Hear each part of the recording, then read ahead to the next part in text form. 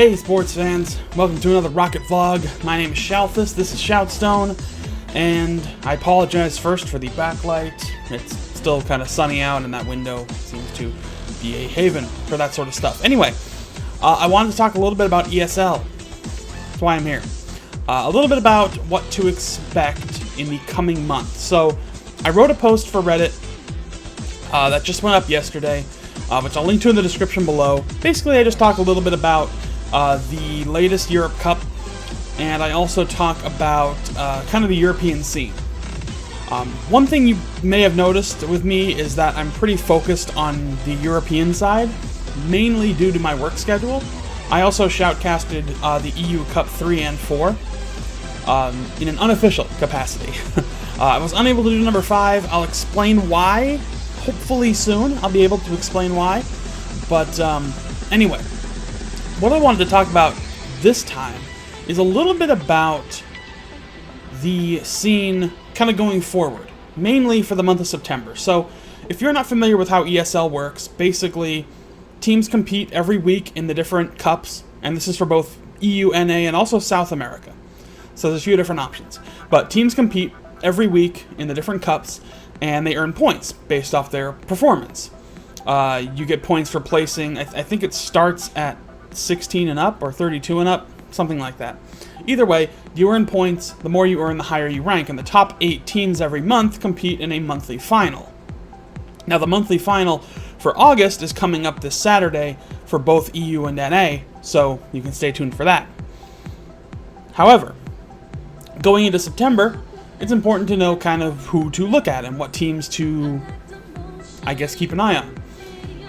There are the typical, or the usual suspects for September. Teams like Flipside Tactics, of course, they'll still be around. Team Epic, Famous, Team Rocket, Shazoo, you know, the list goes on. A lot of teams that are already at the top of the bracket now are probably still going to be there when the next month rolls in. But I have a list here of just some teams I did want to talk about who kind of haven't really made a big presence, or either weren't in the top 8 this past month, but I think are going to be teams to watch going forward. First off, a team that narrowly missed the cut, who I'm not really sure why they missed the cut, but they did, Supersonic Stars. They're a team from Germany, and they tied with Rec Amended, a UK team that placed 8th with 50 points. I don't know why they lost the tiebreaker, though. I'm not sure what ESL determines is their tiebreaker, but they did. However, going forward, this team has consistently placed in the quarterfinals for the past 2 weeks. I think if they're going to keep getting involved, they're going to be the team to watch. And I think we're going to see a little bit more from Supersonic Stars in the coming weeks. So it's really going to be worth watching for that. Another team that I really think you should keep an eye on, just barely missed the cut due to points, is a French team called Ultimate Team. Now, Ultimate Team really has been performing pretty well over the last few Europe Cups. I believe their first top 8 came, I believe it was in Europe Cup number 2. Yeah, the second Euro Cup was when a lot of these current teams really started to take place, and Ultimate Team kind of emerged at that point and started to make a little bit of a name for themselves. So they started playing in the Europe Cup 2, they placed in the top 8, and they did the same thing in Europe Cup 4, but didn't do it in the other 2. So they're kind of right on the cusp of making things a little interesting. So Ultimate Team is going to be another team that I recommend kind of keeping an eye on and seeing how they perform. Of course, you know, like I said, the usual suspects. The teams in the top 8 now are probably going to be fairly common there, or at least for the most part. Die Mannschaft, I'm not sure. They're one team that placed into... Actually, they were placed 4th overall in the 3rd Euro Cup, but they haven't played since. So I'm not sure what their deal is, but they did really well when they were there. So maybe they just took advantage of a really good bracket, but they haven't actually played at all. So it's not like they played and haven't qualified, they just haven't played. So not really sure what to make of Die Mannschaft, but nothing there. Other than that, there's not really, honestly, the country that seems to be standing out to me when it comes to the Europe Cup is Germany.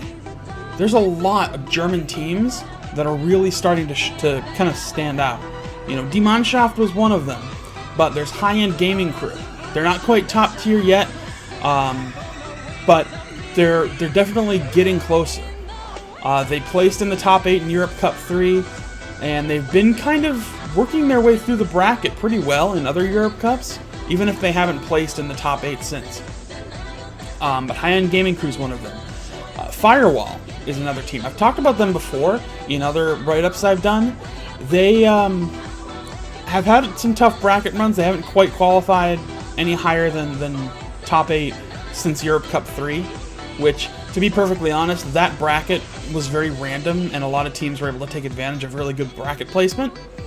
So we'll kind of have to gauge it going forward, but they may be able to capitalize on that with the first bracket, or the first Europe Cup of the month, because that's when the brackets, or the seeds, randomize again. So, something to look forward to. Yeah, Firewall is another good team. They're from Germany. They're worth checking out. But really, you know, that's just one country that it seems that more and more teams are starting to emerge from. Obviously, Team Famous is predominantly German, so they're kind of leading the pack. But there's a lot to be mindful of. Only one new face in the top 8 this past Europe Cup, and that was Universe. But other than that, everybody has been in there before, which I think is kind of a good sign. We're starting to see the EU scene stabilize a little bit. You know, the top 8 this past week, of course, Flipside Tactics, formerly Teamy Weemy, they took it. This is their 3rd EU Cup in a row, so they're clearly the #1 European team right now. You've got Team Famous, who has pretty much solidified their position as the #2 European team. Team Rocket, placing 3rd overall, finally making their big comeback. They had a rough couple of past weeks, but they're starting to emerge again. Team Shazoo showing back up there. You know, again, Supersonic Stars. Team Epic, a little bit of a rough week, but I don't think they were playing with their usual crew. They usually fare a little better than they did. And Generation Abilities rounded out the top 8. Generation Abilities, that's another team that has been kind of consistently faring well in the bracket, but hasn't gotten any big wins. And that really seems to be the cutoff point, is when does a team finally go from decent bracket performance to actually getting those big wins that count? And I think that's what we're going to hopefully start seeing this month.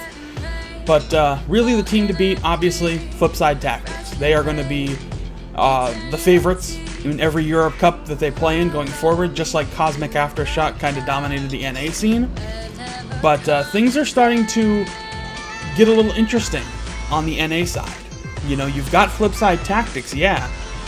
You've got Cosmic Aftershock, but you've also got Untethered starting to emerge as a contender. Untethered eliminating Cosmic Aftershock in the MLG tournament just a few days ago. You've got Kings of Urban, who fared pretty well in the first MLG tournament. They're starting to emerge. So you're getting these teams that are starting to fight for the #1 spot. We're not quite seeing that yet in EU. Teamy Weemy, Flipside, has really kind of gotten a foothold on that spot, but give it a little more time, and I think the teams like Flipside, like Famous, like Team Rocket, are actually going to start contesting for that spot. So hopefully that's what we see. But anyway, I'm going to wrap things up for now. I will be back again pretty soon. Tomorrow, a new Shoutcast will be going live, so don't miss that. But that is going to do it for me. Thank you all so much for watching, and I will see you next time.